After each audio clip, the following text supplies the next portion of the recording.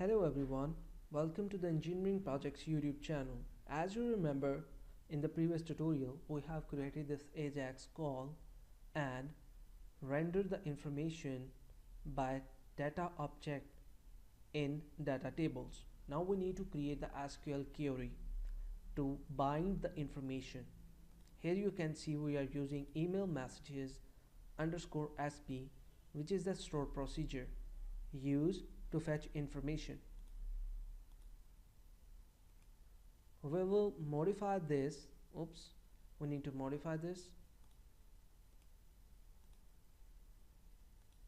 Here we will add a filter. In the else condition, here we have used a specific value list. So when we will call our store procedure, it will check the value first. If the value match with the list, it will execute the following query, in which we will say select all from email messages. It will return us ID, name, email, address, message and time. But there is slightly change, and that is we are using ID by small I. Now we have to change it into the capital I. Now it's having one-to-one relationship. It is matching from the database. So database is automatically mapped with this, and it will be mapped here like this, and everywhere where it is being used. We also need to update that here also.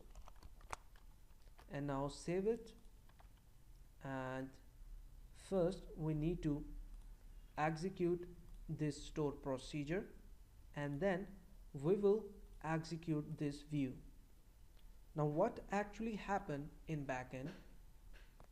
When this application is executed, the call goes to AJAX, and AJAX will send call to messages controller, where messages controller will call a store procedure, which will return the information to messages controller.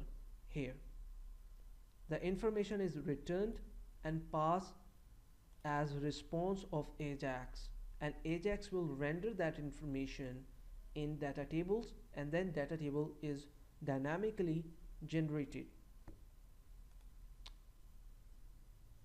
So now this application is executed and information is fetched here and represented like this. So you can see the whole life cycle is completed here.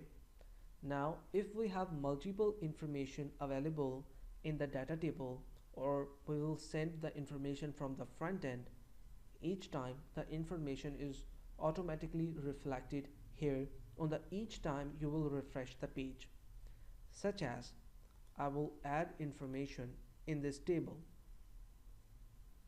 Right click, add it to 200 rows, and I will copy this and paste here, having different name DD, and